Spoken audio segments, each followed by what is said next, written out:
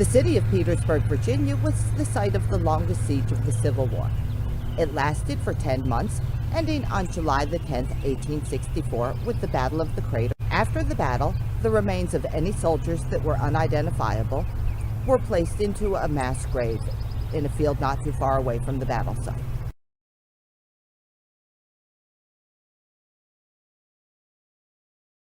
After the war ended, there were many municipalities that were refusing church burials to any soldiers because they were Confederate. Starting in 1866, the Ladies' Memorial Association started raising the funds to bring the remains of these soldiers to Petersburg and put them in a mass grave behind Blandford Cemetery. Most of these soldiers were still in uniform, so they were placed in areas based on their states. To identify these areas, there were state flags flown. Between the years of 1914 and 1918, the company of Burns and Campbell's installed permanent granite stake markers. This area is now known as Memorial Hill, and what we have is a mass grave that contains the remains of approximately 30,000 Confederates. In 1871, the General William Mahone had this mausoleum constructed so he could spend eternity with his troops. He died in 1895.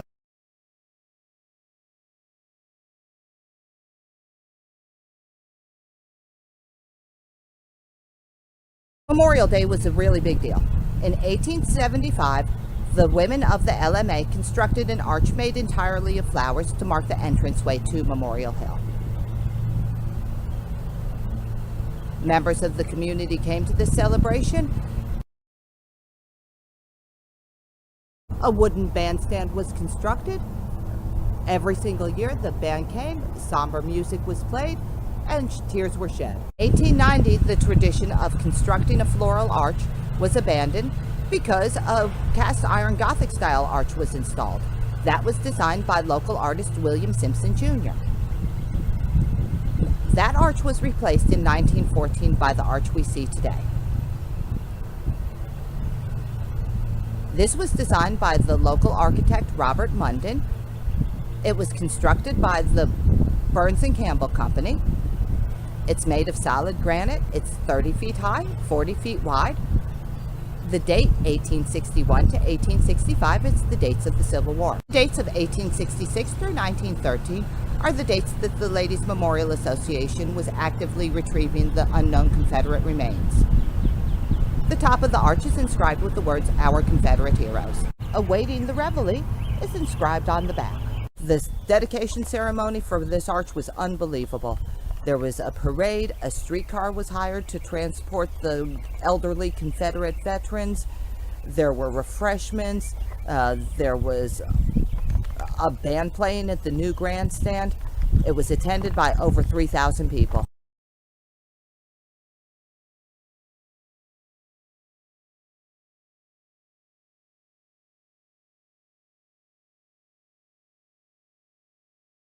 In 1889, the base of the monument for the unknown soldier was erected by the Petersburg Granite Company. It stands 30 foot tall.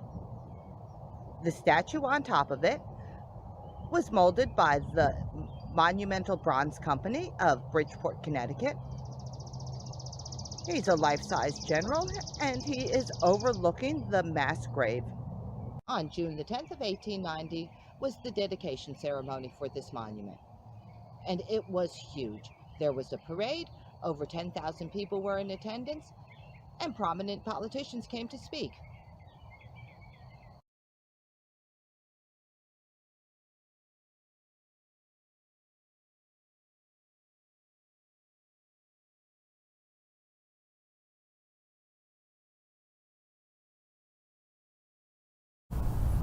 In 1908, the wooden grandstand was replaced by this one.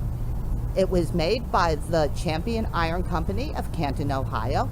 The granite base was provided by the Petersburg Granite Company, and the memorial plaque was given by Burns and Campbell.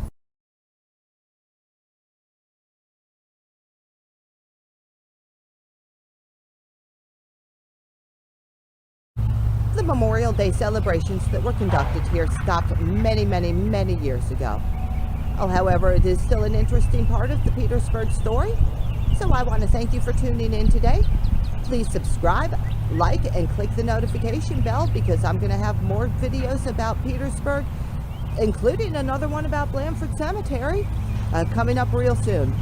So thank you again for tuning in. Make sure that you have a great day. I hope that tomorrow's even better for you.